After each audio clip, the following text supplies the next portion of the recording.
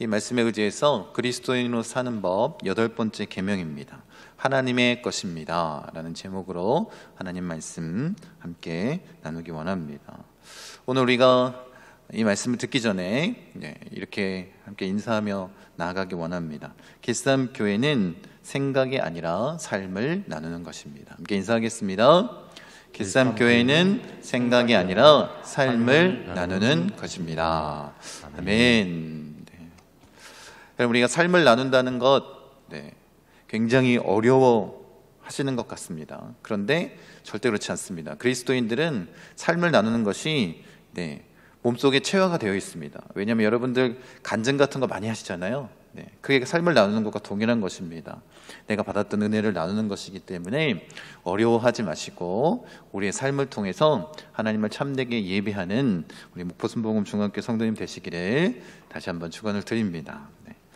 오늘 우리가 지금 나누기를 원하는 말씀은 도둑질에 대한 그런 계명입니다.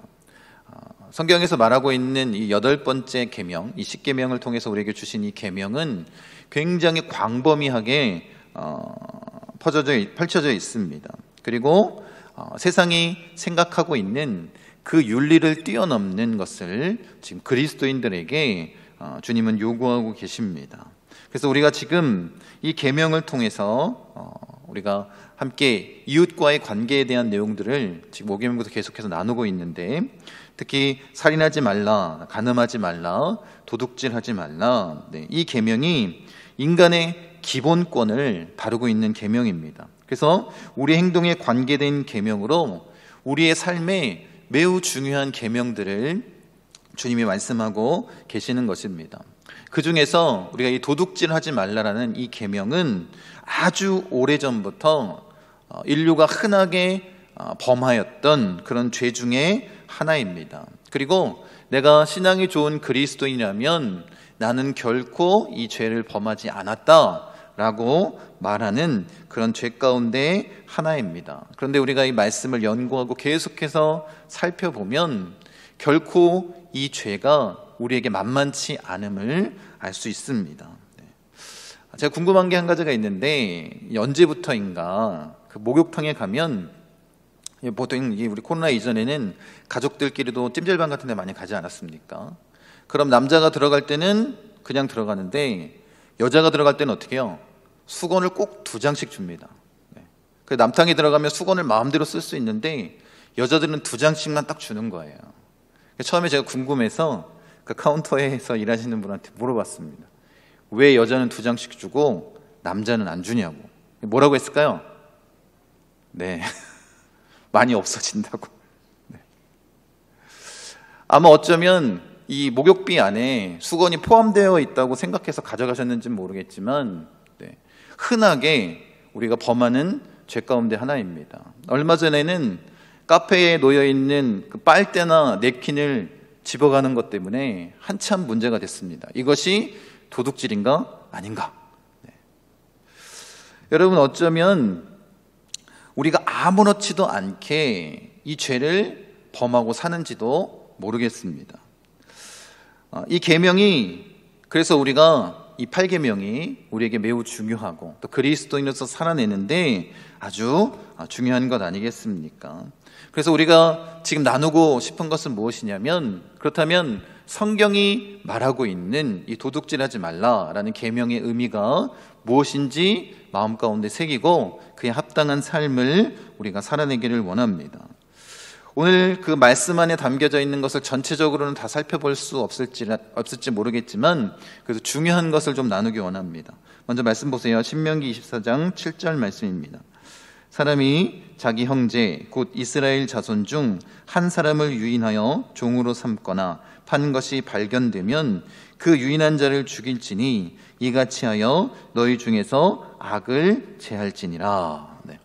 지금과는 다르지만 과거에 이 모세 시대 때도 마찬가지고 율법을 주셨을 때도 마찬가지고 그 이전만 해도 이렇게 사람을 유인해서 종으로 파는 그런 일들이 벌어진 것 아니겠습니까? 그래서 이 도둑질하지 말라는 이 계명을 이렇게 해석을 한 것입니다. 사람 도둑질을 하지 말라. 라고 말하고 있는 것입니다. 네. 이 모세뿐만 아니라 칼뱅 이후에 그 17세기 개혁파의 주요한 신학자였던 이 후치우스라는 신학자가 이 8계명을 해석하면서 어떻게 해석했냐면 이 사람에 대한 절도, 이 사람 도둑질에 대해서 이야기를 합니다. 그래서 그 죄명을 크게 네 가지로 이 8계명에 대해서 이야기를 하는데, 첫 번째가 뭐냐면 천주교가 아이들을 부모에게서 빼앗아 수도원에 데려갔다. 이게 첫 번째였고, 두 번째가 뭐냐면 노예 상인들이 그렇게 인신매매를 통해서 노예들을 사고 파는 것에 대해서 이야기를 하고 있고, 세 번째는 국어를 시키기 위해서 어린아이들을 약취하는 그런 행위, 그러니까 일부러 불구를 만들어서 구걸하게 했다는 것입니다. 그리고 네 번째 얘기했던 것이 처녀 도둑으로 부모의 승낙 없이 처녀를 훔쳐가서 결혼하는 것에 대해서 언급하고 있습니다. 이 8계명 안에 이 사람 도둑질에 대한 이야기가 담겨 있는 것입니다. 여러분, 이 계명을 읽으면서 지금 이 후치우스가 얘기한 우리나라에도 얼마 전까지만 해도 이런 일들이 벌어지지 않았습니까? 네.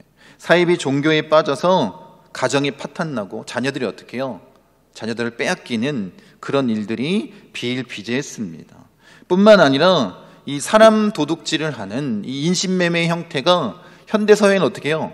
아주 다양하게 변화되었습니다. 그래서 사이버로 그런 일들을 저지를 뿐만 아니라 여러분, 우리가 심각하게 받아들였던 N번방 사건이 그런 일들 아니겠습니까? 여러분, 80년대만 해도 제가 초등학교, 지금 제가 다닐 때는 국민학교였는데 그때만 해도 이 초등학생 아이들에게 굉장히 무서운 괴담이 하나가 있었습니다. 그게 뭐냐면 아이들을 유괴해 가서 팔과 다리를 자른다라는 거예요.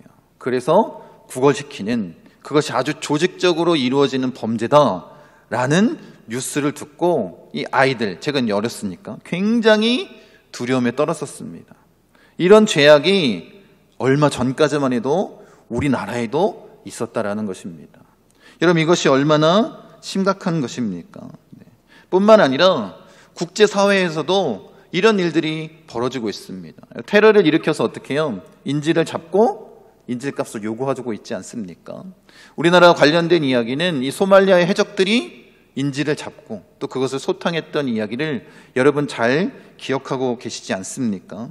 오죽했으면 독일 언론이 이것을 보고 뭐라고 얘기했냐면 최초로 이것이 바로 인질 산업이다 라고 이야기할 정도였습니다. 여러분, 바울도 이 디모데 전서에서 이 도둑질하지 말라라는 계명을 사람 도둑질과 연관해서 언급하는 부분이 있습니다. 말씀 보세요. 디모데전서 1장 9절부터 10절까지입니다. 같이 한번 읽겠습니다.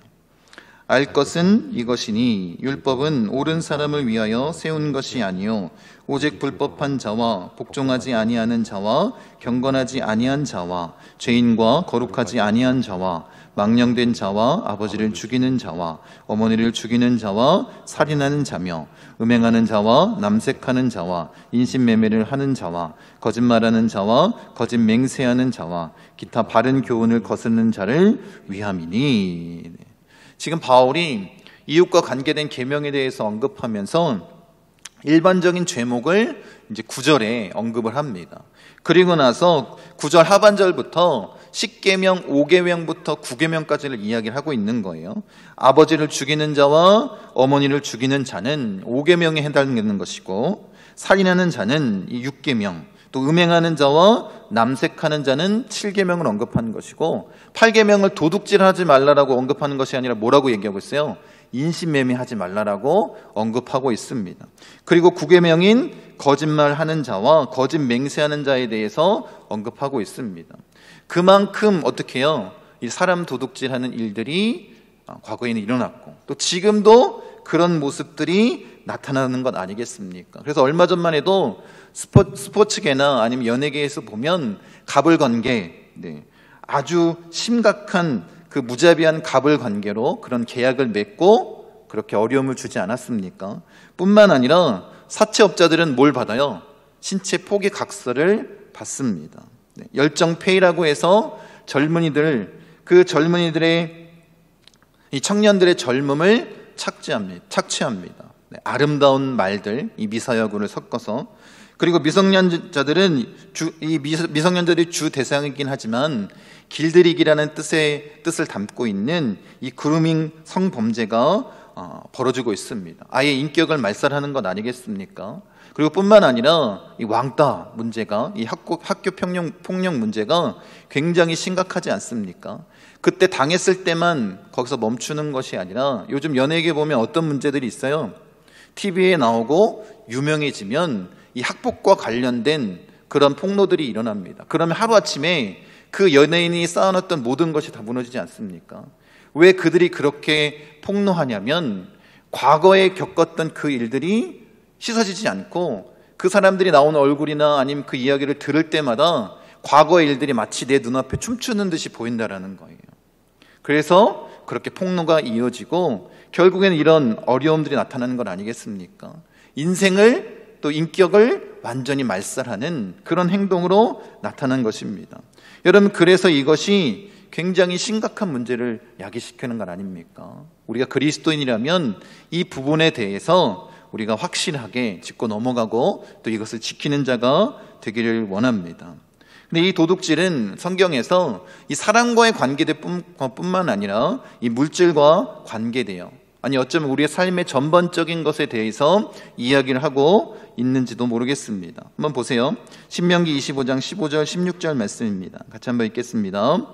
오직 온전하고 공정한 저울추를 두며 온전하고 공정한 되를 둘 것이라. 그리하면 내 하나님 여호와께서 내게 주시는 땅에서 내 날이 길리라.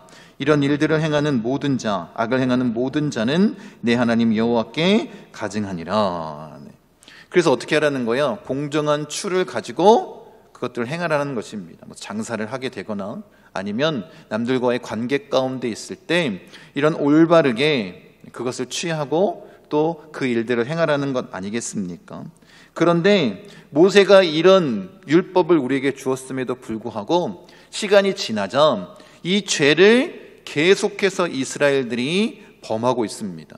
말씀 보세요. 아모스 8장 4절에 가난한 자를 삼키며 땅에 힘없는 자를 망하게 하려는 자들아 이 말을 들으라. 아마 당시에 지금 이 아모스는 이스라엘의 방백들이라고 얘기하고 있는 지도자들을 향해서 그렇게 질책하며 얘기하고 있습니다. 이들이 어떤 죄를 범하였느냐? 5절부터 7절까지 우리 같이 한번 읽겠습니다. 너희가 이르기를 월삭이 언제 지나서 우리가 곡식을 팔며 안식일이 언제 지나서 우리가 밀을 내게 할꼬 에바를 작게 하고 세계를 크게 하여 거짓 저울로 속이며 은으로 힘없는 자를 사며 신 한 켤레로 가난한 자를 사며 찌꺼기 밀을 팔자 하는도다. 여호와께서 야곱의 영광을 두고 맹세하시되 내가 그들의 모든 행위를 절대로 잊지 아니하리라 하셨나니.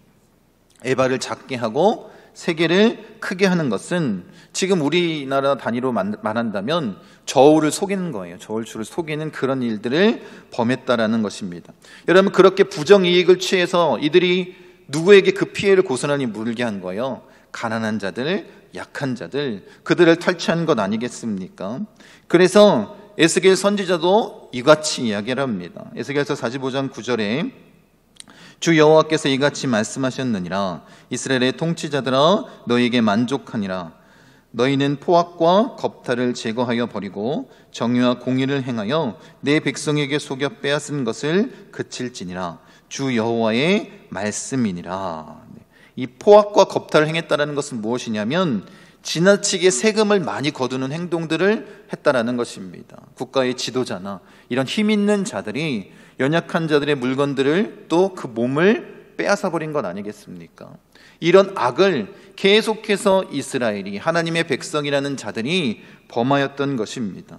여러분, 이런 죄악이 시대가 바뀌어 간다 할지라도 어떻게 된 거예요? 모양만 달라지지 똑같은 죄악의 모습들이 계속해서 일어나고 있다라는 것입니다. 그리고 성경은 단순히 이 힘 있는 자들이 범하는 이 죄에 대해서만 언급하는 것은 아닙니다. 어쩌면 우리의 실상 가운데 이 죄악의 모습이 너무나도 가깝게 다가와 있고 또 우리가 이렇게 범하는지도 모르겠습니다. 여러분, 우리가 아무렇지도 않게 범하는 죄, 불법 복제하는 거 있잖아요. 그렇게 무료로 다운받고 그런 지적 재산권을 마음대로 사용하는 것도 바로 여기에 해당되는 죄일 것입니다. 또 시험을 볼 때 컨닝하는 것도 마찬가지 아니겠습니까? 뿐만 아니라 논문이나 설교를 표절하는 것 자체도 그런 도둑질이 되는 것입니다.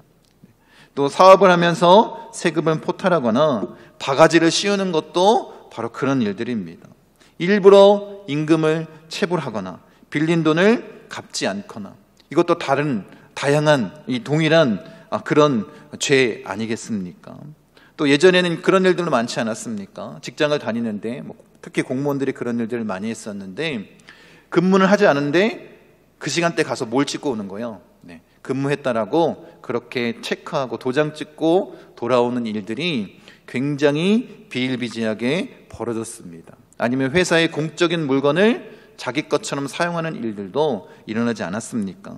여러분, 이런 문제들이 우리의 삶에 전반적으로 다 가까이 다가와 있는 것입니다.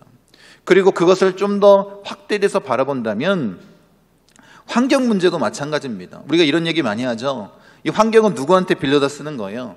우리 후손들에게 빌려다 쓰는 것입니다. 그런데 그 환경을 파괴하고 자원을 낭비하는 것 자체가 누구의 것을 빼앗는 거예요?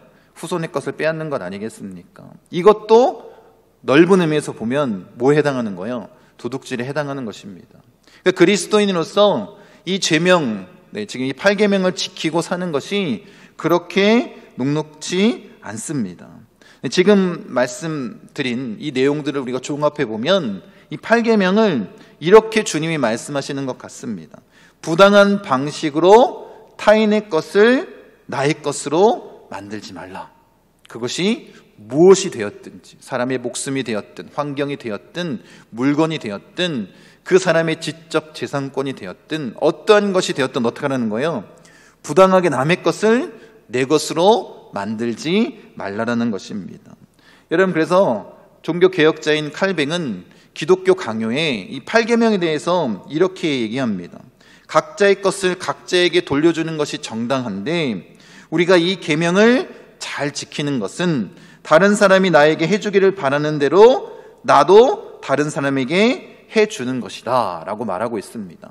사실 이것은 예수님이 말씀하신 이 이웃과의 관계 가운데 중요한 황금률에 대해서 이야기를 한 것입니다. 마태복음 7장 12절에 그러므로 무엇이든지 남에게 대접을 받고자 하는 대로 너희도 남을 대접하라. 이것이 율법이요 선지자니라. 이 황금률을 적용시킨 건 아니겠습니까? 그러니까 이 8계명의 율법적인 진위는 바로 이것입니다. 다른 사람이 내 것을 훔쳐가기를 원치 않는다면 나도 어떻게 하라는 거예요? 다른 사람의 것을 훔치지 말라라는 것입니다. 이게 율법적으로 이 도둑질하지 말라에 담겨있는 의미, 진위입니다. 그런데 주님은 그리스도인들에게 여기에서 멈추는 것이 아니라 한 가지를 더 요구하십니다. 우리 에베소 4장 28절 말씀 같이 한번 읽겠습니다. 도둑질하는 자는 다시 도둑질하지 말고 돌이켜 가난한 자에게 구제할 수 있도록 자기 손으로 수고하여 선한 일을 하라. 주님이 우리에게 주시는 더한 이 한 가지 계명, 이것은 무엇이냐면 바로 이 말씀 안에 담겨져 있습니다. 바울이 지금 초대교회, 이 교회 성도들 향해서 지금 말씀을 전하는 것 아니겠습니까? 편지를 쓰고 있는데 재밌는 건 뭐예요? 그 교회 안에 누가 있다라는 거예요? 도둑이 있다라는 것입니다. 어쩌면 그런 삶을 살다가 변화되어 교회 안으로 들어왔을 수도 있고 아직도 변화되지 못한 모습으로 살아갈 수 있는 것 아니겠습니까? 그러니까 그 도둑질했던 성도들에게 변화받아 선한 일을 하기를 지금 바울이 요청하고 있는 것입니다. 그런데 진짜 흥미로운 것은 무엇이냐면 그 선한 일이 뭐라는 거예요? 자기가 열심히 노력해서 가난한 자를 돕는 것이다 라고 말하고 있습니다. 여러분, 복음 전도가 단순히 지금 우리 같은 사람을 모으는 것이 아니라 도둑까지도 어떻게 해요? 변화시킬 수 있는 것 아니겠습니까? 그런 복음의 능력이 있고 그것에 매료된 사람들이 교회 안으로 몰려든 것 아니겠습니까? 여러분, 그래서 복음의 능력이 대단함을 우리가 다시 한번 느끼게 됐습니다. 그래서 중요한 건 뭐라는 거예요? 왜 우리가 구원받은 그리스도인으로 열심히 수고하고 노력해야 되느냐? 그건 뭐라는 거예요? 나의 것을 가지고 가난한 자를 섬기기 위한 것이라는 거예요. 그러니까 이 계명 가운데 담겨져 있는 의미는 뭐냐면 나의 것도 도둑질하지 말라라는 거예요. 이게 누구 거라는 거예요? 하나님이 나에게 소유물로 주신 것이기에 하나님의 영광을 위해서 사용해야 된다는 것입니다. 그래서 만약 우리가 정말 하나님이 주신 그 마음대로 내 주변에 어려운 사람들, 부족한 자들, 약한 자들을 돕지 않고 있다면 그것도 뭐 하는 거예요? 도둑질한 그런 죄를 범한 것이다 라고 말씀하고 있는 것입니다. 여러분, 하나님이 우리에게 물질을 맡기신 이유가 무엇이겠습니까? 그것을 가지고 우리 주변에 정말 어려운 자들, 가난한 자들을 예수님의 마음으로 섬기고 사랑하라고 그렇게 행한 건 아니겠습니까? 여러분, 어쩌면 이 말이 쉽게 들릴지 모르겠습니다. 왜냐하면 교회 안에서 너무나도 많이 언급하는 그런 내용이기 때문에. 그런데 여러분, 이 계명을 통해서 주님이 우리에게 원하신 것은 다른 것이 아니라 이 부의 기준, 이 소유의 기준을 우리가 바꾸길 원하는 거예요. 세상 부모는 뭐라고 얘기해요? 공부해서 남 주냐? 그 뭐 하라는 거예요? 공부하라는 거 아니겠습니까? 다 너를 위한 일이니까. 그런데 그리스도인 부모는 뭐라고 얘기해야 될까요? 공부해서 남 주라고 얘기해야 되는 것입니다. 여러분, 돈 버는 것도 마찬가지입니다. 돈 잘 벌어서 누굴 위해서 쓰는 거예요? 남 주냐고, 내가 쓰는 거 아니냐? 그런데 그리스도인은 어떻게 해요? 열심히 일하고 많은 돈을 벌어야 되는데 이유는 뭐라고요? 남을 주기 위해서 그렇게 해야 되는 것입니다. 그것이 어떻게 해요? 하나님이 우리에게 원하시는 건 아닙니까? 그러니까 이 부의 기준을 바꾸는 것 자체가, 그리스도인으로 그렇게 살아가는 것 자체가 참 어려운 것 같습니다. 여러분, 이 모든 것이 하나님의 것이라는, 우리는 단지 하나님의 것을 맡고 있는 이 청직이라는 이 청직이 정신이 온전히 세워지지 않으면 감당하기 어려운 것 아니겠습니까? 여러분, 하나님은 우리가 사유재산을 갖는 것을 원치 않은 것 아닙니다. 여러분, 잘 아시는 것처럼 주기도문 우리가 함께 나눴는데 우리에게 필요한 일용할 양식을 구하라고 말씀하시지 않습니까? 우리가 이 땅 가운데 살아가는 자들이기 때문에 그렇게 필요한 것을 구하라고 주님이 말씀하십니다. 그리고 잠언서에 이런 기도가 나옵니다. 이런 기도를 온전히 드리기 위해서는 우리가 이 부의 기준을, 또 이 사유재산의 이 기준을 우리가 좀 바꿀 필요가 있고, 이 청지기 정신이 우리에게 필요합니다. 한 말씀 같이 한번 읽겠습니다. 잠언서 말씀입니다. 천천히 같이 한번 읽겠습니다. 내가 두 가지 일을 주께 구하였사오니 내가 죽기 전에 내게 거절하지 마옵소서. 곧 헛된 것과 거짓말을 내게서 멀리 하옵시며 나를 가난하게도 마옵시고 부하게도 마옵시고 오직 필요한 양식으로 나를 먹이시옵소서. 혹 내가 배불러서 하나님을 모른다 여호와가 누구냐 할까 하오며 혹 내가 가난하여 도둑질하고 내 하나님의 이름을 욕되게 할까 두려워함이니이다. 여러분, 이 기도를 온전히 드리기 위해서 우리에게 필요한 것이 무엇이냐면 이 청지기 정신 아니겠습니까? 이 모든 것은 하나님의 것이고 이것을 우리에게 맡기셨다. 그래서 우리가 그런 마음을 품고 주님 앞에 나아가는 것입니다. 여러분, 우리가 그리스도인으로 고백하는 것은 어떤 의미입니까? 우리 주인이 누구라는 거예요? 우리 주인이 하나님이심을 고백하는 것 아닙니까? 모든 것이 하나님의 것임을, 내가 청지기로서 이 하나님께서 우리에게 맡겨주신 것을 잘 감당하고 이것을 누구를 위해서? 하나님의 영광을 위해서 쓰는 자라고 고백하며 나아가는 것이 그리스도인 아닙니까?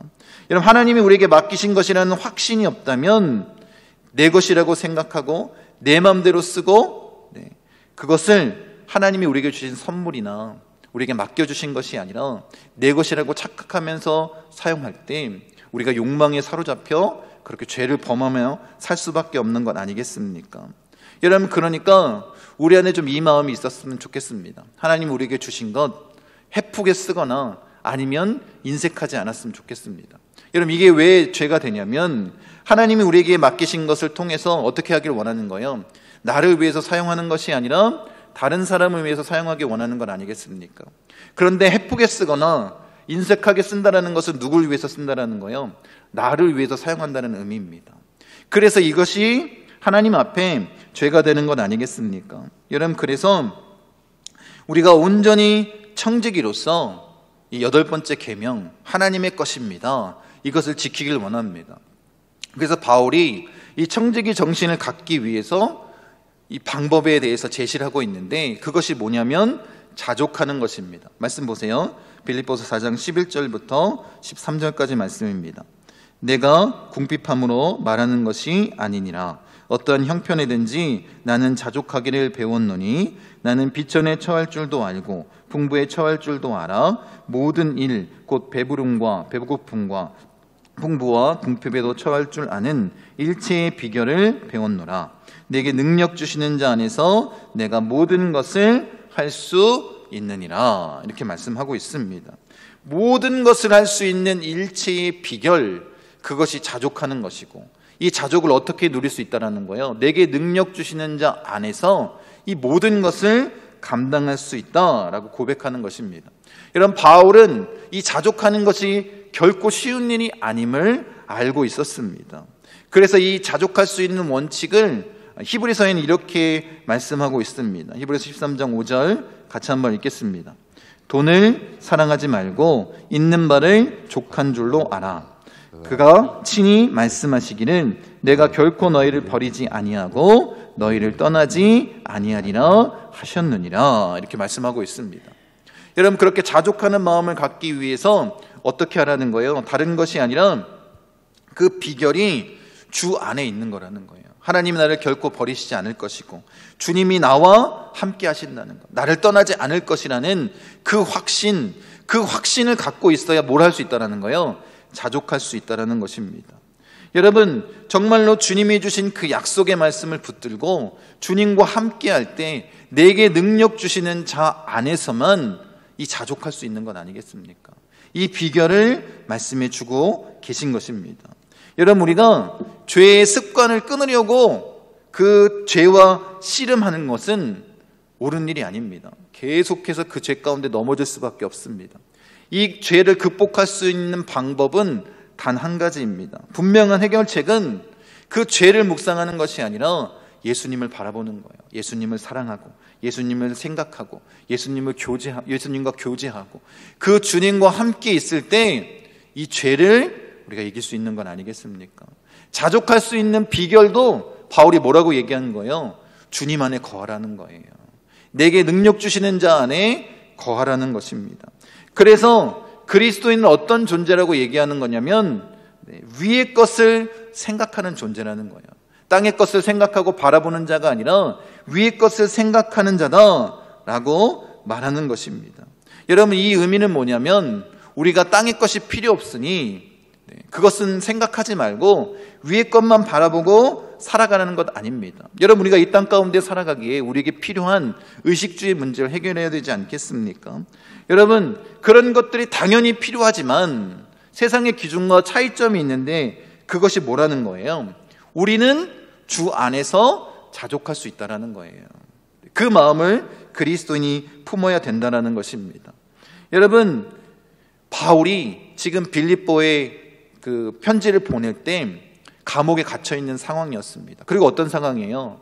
이 로마의 황제였던 네로가 언제 자기를 죽일지 모르는 그런 절체절명의 위기의 순간에 놓여 있었습니다. 그런데 뭐라고 얘기하는 거예요? 뭘 배우라는 거예요? 자족하라는 거예요.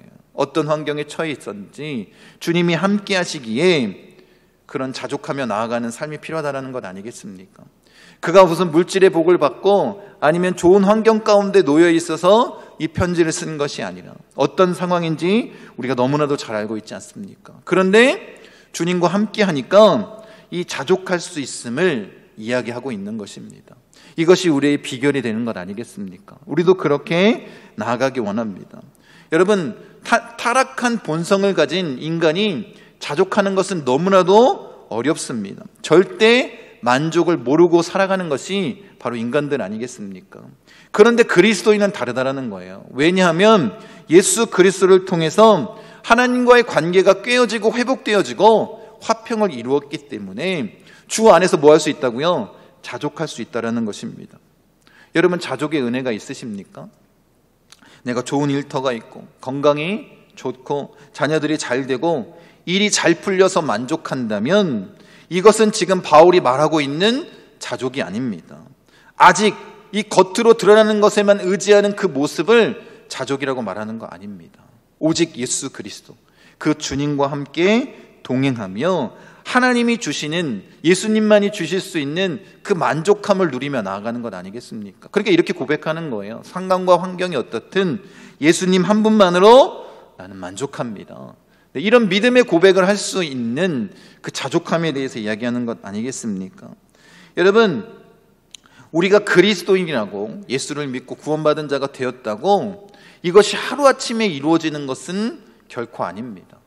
바울 역시 이 부분에 대해서 계속해서 씨름했고 우리에게 이렇게 고백하고 있습니다. 같이 한번 읽겠습니다. 로마서 7장 말씀입니다. 내 지체 속에서 한다는 법이 내 마음의 법과 싸워 내 지체 속에 있는 죄의 법으로 나를 사로잡는 것을 보는도다. 오호라, 나는 곤고한 사람이로다. 이 사망의 몸에서 누가 나를 건져내랴. 네. 바울도 뭐 하고 있는 거예요? 계속해서 그런 싸움을 하고 있는 것 아니겠습니까? 그리스도인이라면 우리가 죽을 때까지 이 영적 전쟁을 행하는 것입니다. 그러니까 바울의 이 고백은 자신이 얼마나 보잘것없는 존재인지를 고백하는 것 아니겠습니까? 예수를 믿는다라고 말하지만 어떤 삶을 사는 거예요? 계속해서 이렇게 죄 가운데 거하고 계속해서 이런 내적 갈등에 대한 싸움이 있는 것 아니겠습니까? 그러니까 뭐라고 얘기하고 있다고요? 이 사망의 몸에서 누가 나를 건져내랴. 네. 이것이 어쩌면 우리 마음 가운데 담겨 있는 이야기 아니겠습니까? 여러분, 그렇기 때문에 우리는 우리 자신을 의지할 수 없습니다. 내가 의지할 수 있는 것은 오직 예수 그리스도, 내게 능력 주시는 자 안에서, 그 주 안에서 자족하며 만족하며 그 청지기의 사명을 감당하며 나아갈 수 있는 것 아니겠습니까? 오스 힐먼은 내 목소리를 들으라는 책에서 이렇게 우리에게 얘기합니다. 내 믿음을 순종의 행위로 나타내 보이면 아직 성취되지 않은 약속이 현실로 이루어지는 장면을 목격하는 날이 꼭 온다. 여러분, 우리가 믿음이 있다면 정말로 그 하나님의 말씀을 살아내야 되지 않겠습니까? 그럼 어떤 날이 온다라는 거예요? 그 약속의 말씀이 성취되는 그날 우리가 반드시 그것을 경험할 수 있다는 것입니다. 여러분, 지금 바울이 계속해서 우리에게 던져주고 있는 메시지가 바로 이것 아닙니까? 우리를 어떻게 하라는 거예요? 지금 그렇게 영적 전쟁하며 살아가는 것이 힘들지 모르겠지만 우리가 말씀에 순종하고 그렇게 주님과 함께 자족하는 삶을 살기 위해서 주 안에서 주님 한 분만으로 만족하는 삶을 살기 위해서 노력하여 나간다면 반드시 그것을 누가 이루어 주신다라는 거예요? 주님이 이루어 주신다라는 것입니다. 여러분, 우리가 그런 모습으로 나아가야 되지 않겠습니까? 여러분, 우리가 너무나도 잘 알고 있습니다. 이 세상 것과 이 세상의 즐거움은 어떻게 해요? 다 지나가는 것 아닙니까? 다 사라지는 것 아닙니까?